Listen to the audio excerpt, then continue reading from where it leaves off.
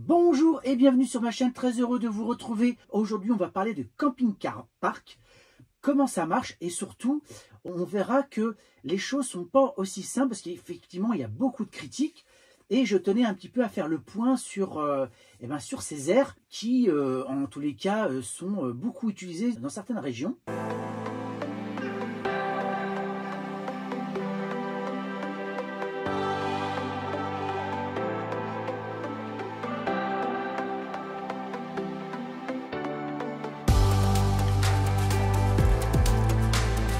D'abord, camping-car park, comment ça marche? On peut lire des critiques de ci, de là sur le fonctionnement des aires de camping-car park.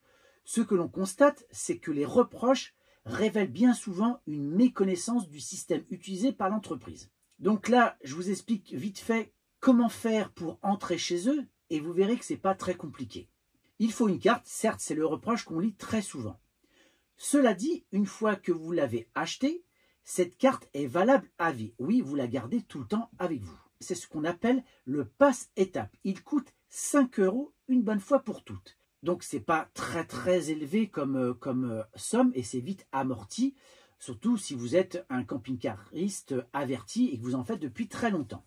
Alors, pourquoi cette carte et à quoi elle sert? Donc, cette carte est associée à un compte client en ligne que vous pouvez choisir de recharger ou pas avec un crédit en euros. Et j'insiste surtout sur le fait qu'il n'y a aucune obligation d'alimenter ce compte, aucune nécessité de faire de l'avance à camping-car park. Alors, nous-mêmes, il nous arrive parfois d'alimenter la carte uniquement du tarif exact de la nuitée et seulement lorsque l'on entre sur une aire. Donc, on ne fait aucune avance à l'entreprise, ne sachant jamais à quel moment nous allons avoir recours à ces services. Est-ce que c'est le lendemain, dans les 6 mois? On n'en a aucune idée. Alors, si vous n'avez pas la carte camping-car park en votre possession, il n'y a rien de plus simple pour l'obtenir. Il suffit de la prendre lorsque vous entrez la première fois sur une aire camping-car park. Le tarif de la nuitée sera alors augmenté de 5 € pour vous délivrer le pass étape. Ce sera la seule et unique fois que vous aurez à régler ce droit d'entrée complémentaire. Enfin, il est bon de savoir qu'il existe une formule privilège qui vous permet de réserver votre place sur les aires. Pour l'instant, moi, je n'ai jamais souscrit à ce service optionnel. En tout cas, on n'a jamais eu l'utilité pour l'instant. Pour moi, l'intérêt est limité pour nous. Cependant, il faut bien avouer que cette possibilité peut être un atout lorsque l'on se balade en haute saison dans les lieux les plus touristiques. 2. On sait ce qu'on a lorsque l'on va chez camping-car park. Alors, avant de parler de la physionomie des aires camping-car park, de leur espace, de leur qualité paysagère, voyons quels services on y trouve. Et là, le gros avantage de la marque, c'est que l'on sait tout de suite les services qu'elle offre, où que l'on soit. Le mode de tarification est toujours le même avec 2 forfaits possibles. Un forfait 5 heures de stationnement plus service au prix de 5 € à 5,50 €, utile pour faire des visites dans le secteur. Cela peut d'ailleurs être la solution la plus avantageuse dans les hauts lieux touristiques où les parkings deviennent partout payants. Et il y a un forfait 24 heures, tous les services inclus au tarif variable allant grosso modo de 10 € jusqu'à 26-27 € selon le secteur. Alors effectivement, 27 € ça commence à faire très cher. Les services offerts sur les aires sont également partout les mêmes, à quelques rares exceptions près. Donc vous avez l'eau potable, vidange eau grise, eau noire, dans une zone bien entendu dédiée, un branchement électrique sur chaque emplacement et parfois même le Wi-Fi. La borne de service est la même partout, facilitant l'utilisation pour les habitués. Et a priori, de ce que j'ai pu moi en voir, c'est qu'elle est quand même assez bien conçue pour les vidanges et offre systématiquement 2 robinets d'eau claire, une pour le remplissage de votre réservoir d'eau potable et un pour le nettoyage de la cassette WC. Alors surtout, bien évidemment, utilisez-les selon leurs usages. Normalement, c'est suffisamment bien installé pour qu'il n'y ait pas de confusion parce qu'ils mettent normalement des étiquettes qui vous expliquent ça en clair. Alors, il y a beaucoup d'aires camping-car park qui sont ouvertes toute l'année. Pour les régions les plus froides, les bornes de service disposent la plupart du temps d'un système anti-gel. Alors, dans votre coffre, munissez-vous d'une prise mal pour pouvoir vous ravitailler en eau sur ces bornes. De plus, les emplacements sont la plupart du temps délimités, ce qui évite là aussi en théorie l'anarchie dans le stationnement des véhicules. Cela laisse donc à tout le monde une place équivalente. Alors très souvent, les aires camping-car park sont clôturées et assurent ainsi un sentiment de sécurité. Et je sais très bien que pour certains, ça peut avoir son importance. En tout cas, pour moi, par endroit, en tous les cas, je trouve que c'est bien utile. Alors oui, les aires n'offrent pas tout le même espace. Certaines ressemblent à s'y méprendre à des parkings de supermarchés, d'autres à des campings. Je vais d'ailleurs y revenir un peu plus tard. En tout cas, ce que l'on aime, c'est le fait de savoir exactement ce que l'on a comme service pour le prix que l'on paye. C'est clair et sans entourloupe. Alors il y a des aires nombreuses et variées. On aime le choix à défaut d'une unité dans les aménagements. Le panneau camping-car park sur une barrière d'entrée représente-t-il une valeur sûre pour le vacancier en véhicule de loisirs? Alors, sur notre expérience, on peut répondre dans l'ensemble oui. Sur l'aspect des services disponibles, un sentiment est beaucoup plus mitigé sur l'aménagement de l'espace de stationnement. En tout cas, on a un avis un peu plus mitigé sur l'aménagement de l'espace de stationnement. Et oui, certaines aires vous obligent à vous parquer en mode sardine en boîte, d'autres disposent d'un aménagement paysager, petit mais agréable, et d'autres encore proposent des emplacements dignes des meilleurs campings. Alors, à la décharge de camping-car park, il est important de savoir que c'est la municipalité qui aménage l'espace.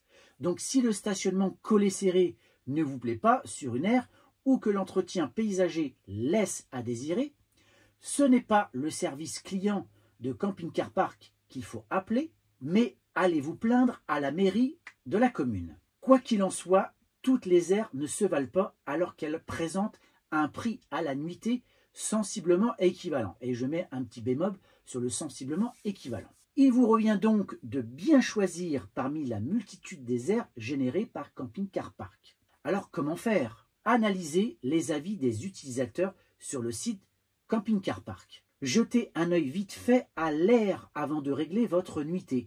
Repérez l'emplacement grâce à la vue satellite des cartes en ligne comme Google Maps ou OpenStreetMap, qui est aussi une option que beaucoup utilisent avec les cartes interactives des guides et articles de blog. Vous pouvez aussi vous rendre sur le site camping-car park parce que certains mettent des photos. Quant à l'assurance de la nuit tranquille, eh bien cela dépend de tout un tas de facteurs. Alors si pour vous tranquillité rime avec sécurité, alors les aires camping-car park sauront vous satisfaire avec notamment, comme je l'ai dit tout à l'heure, leur clôture, discrète en général, un éclairage léger, d'ailleurs on y est rarement seul. Si c'est le calme que vous recherchez, là c'est vraiment aléatoire. Cela va dépendre de l'implantation de la structure par la municipalité. Donc il y a des aires très calmes et d'autres beaucoup moins. Parfois une situation qui semble avoir tout pour passer une nuit paisible se révèle bruyante et inversement. Disons que plus vous êtes éloigné d'un grand axe de circulation, plus vous avez de chances de bien dormir. Ça, c'est une clé vraiment importante pour ceux qui sont sensibles au bruit. Alors ce que l'on peut apprécier chez Camping Car Park, c'est surtout le choix proposé. Certains aiment particulièrement leurs aires situées à proximité des centres-villes ou des lieux hautement touristiques qui permettent de visiter sans se prendre la tête sur la question du stationnement ou du spot nocturne. On s'installe vers midi, on part en visite à pied depuis l'air, on rentre pour un moment de détente et on peut même repartir en soirée, profiter d'un resto en ville sans avoir à se déplacer et ça, on peut vraiment l'apprécier, c'est certain. Alors, petite mention spéciale aux aires, entre guillemets, appelées camping de mon village. Justement, dans les structures avec de l'espace, il y a une mention spéciale aux aires camping-car park estampillées camping de mon village. Il s'agit d'anciens campings municipaux souvent tombés en désuétude et réhabilités grâce à l'intervention de la société. Alors les emplacements, ils sont vastes, voire très vastes, et vous avez accès à des sanitaires pendant la haute saison touristique dans la majorité d'entre eux. Tout cela pour le tarif d'une aire de camping-car ou à peine plus élevé, encore que on pourra y revenir. Donc dans l'ensemble, on peut dire qu'il y a un bon rapport qualité-prix. Donc les vannes non autonomes y trouveront leur compte à coup sûr, tout comme les camping-caristes qui aiment bien profiter d'un moment de détente dans un lieu confortable ou se poser quelques jours. Alors ce qu'il faut savoir, c'est que Camping Car Park est en train d'étendre sa toile en Europe. Poursuivre son expansion en France ne suffit apparemment plus à Camping Car Park qui s'installe sur d'autres pays européens. Donc après l'Espagne, le Portugal, la Belgique et l'Allemagne, c'est aux Pays-Bas que le gestionnaire privé d'air de service ouvre une installation. On voit bien que l'appétit de Camping Car Park semble insatiable, non content d'ouvrir de nouvelles aires ou de récupérer la gestion d'installations existantes.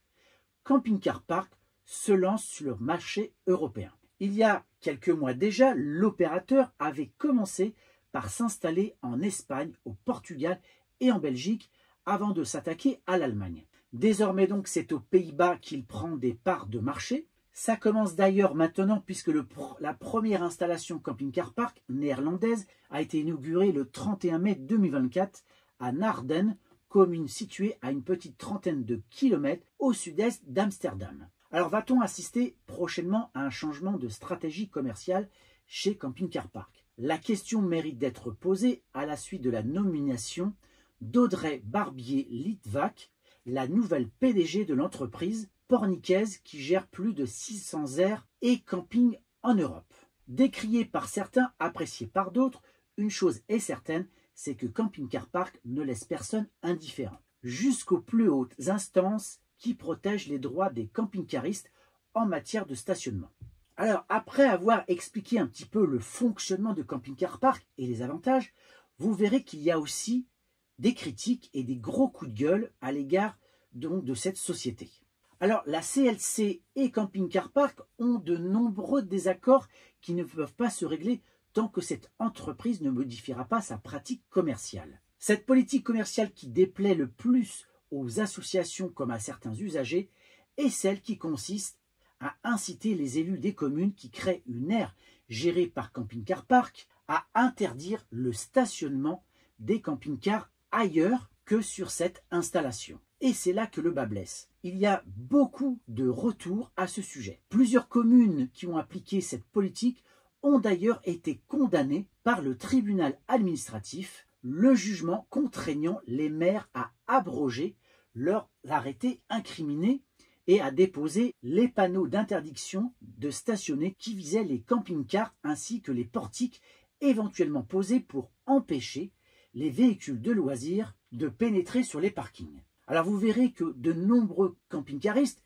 dont je fais partie, ont un peu toujours les mêmes critiques à l'égard de Camping Car Park. On se retrouve parfois avec des parkings sans intérêt qui sont devenus payants avec certes quelques services, mais complètement grillagés. Donc payer pour un parking goudronné sans charme, c'est quand même un comble. Vous avez aussi des bornes de service en panne, avec impossibilité d'entrée car souvent des pannes sont constatées aussi, un système électrique sous-dimensionné parfois, et ça c'est vraiment énervant quand vous voulez brancher votre camping-car et que ça ne fonctionne pas, ça disjoncte, c'est vraiment incroyable et énervant. Et des prix parfois excessivement chers. J'ai vu un camping-car park à plus de 26 € dans le sud de la France. C'est tout bonnement hallucinant. Et surtout ces interdictions qui sont votées par des maires suite à l'installation de ces aires. Alors qu'avant, il n'y avait pas ces interdictions-là. Donc on peut vraiment faire un lien entre ces installations et ces interdictions. Il n'y a pas de doute là-dessus. Et ça me met hors de moi. Et les associations sont obligées donc de mobiliser des personnes et des moyens pour faire plier les communes. Alors Camping Car Park s'en défend. Alors moi, je suis un petit peu dubitatif sur leur honnêteté, car au final, c'est quand même leur intérêt. Parce que si on interdit bien évidemment le stationnement aux véhicules de loisirs sur le reste de la commune et qu'on a Camping Car Park, eh ben, eux, c'est vraiment tout bénéfice. Et ça, c'est vraiment lamentable. Des élus qui ont été interrogés sur cette question disent que ce n'est pas systématique. En général, les règles de stationnement sont maintenues en l'état. Alors effectivement, ce n'est pas le cas partout, mais quand même, ça a été vérifié. Il y a des gens qui l'ont vu. Il y a eu des changements sur la commune dès que ces aires sont arrivées. Avec toutes les prestations aussi qui sont offertes, lorsqu'une aire devient Camping Car Park, eh bien le constat est sans appel, le tarif augmente. D'autant que les aires du réseau fonctionnent sur le principe du forfait. Pas possible d'y séjourner sans payer les services. Lorsque Camping Car Park s'implante dans une commune, les tarifs grimpent À Millau, par exemple, dans l'Aveyron, Camping Car Park depuis 2014, le stationnement était gratuit et les services à 6 euros. Le forfait est passé, en dernière nouvelle, à 10,50 euros. À Port-la-Nouvelle, dans l'Aude, Camping Car Park, qui est arrivé à partir de 2018, le tarif de 9 euros en haute saison grimpe à 12 euros. Le constat a été fait au moins sur une vingtaine de communes. Alors face à toutes ces critiques, le Camping Car Park se défend bien évidemment. Le réseau Camping Car Park pousserait-il les maires à interdire le stationnement gratuit? Les dirigeants nient l'accusation. Alors ils le disent avec les maires, ils parlent de tout, ils balayent tous les sujets. Ils peuvent parfois répondre à l'appel d'un maire en l'aidant à rédiger un arrêté conforme et légal. Mais l'interdiction du stationnement gratuit des camping-cars dans la commune n'est en aucun cas un argument de vente. Alors on le voit bien, il y a quand même des choses qui ne sont pas nettes dans cette affaire-là.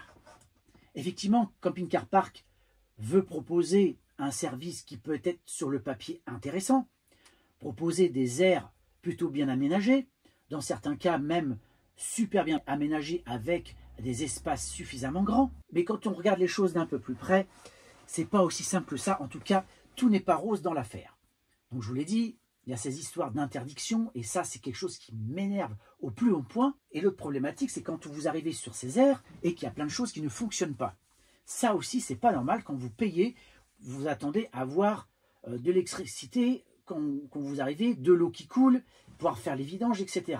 Et surtout, on voit malheureusement dans certaines communes des prix exploser. Et quand on donne en tout cas une fourchette de 8 à 12 euros dans certains endroits, et de plus en plus d'ailleurs, on est bien au-delà des 12 euros, on est plus aux 15, 20 euros parfois, je vous l'ai dit, jusqu'à 26, 27 euros. Donc on peut comprendre dans cette affaire les coups de gueule des camping-caristes, les coups de gueule des associations de camping-cars, quand on voit certaines pratiques réalisées par les maires, mais quand même avec le concours de Camping Car Park. Et donc là, c'est vraiment un coup de gueule que je formule avec tous ceux qui sont d'accord avec moi en disant à Camping Car Park de ne pas pousser le bouchon, en tout cas de faire attention aux formules qu'ils proposent et surtout à la tarification en fonction des services qu'ils proposent. Donc voilà ce que je voulais dire sur ces problématiques avec Camping Car Park qui certes peuvent proposer des choses intéressantes, mais il y a quand même beaucoup de failles. Dites-moi en commentaire ce que vous en pensez, partagez, likez, mettez-moi un petit pouce bleu et surtout abonnez-vous. Ciao!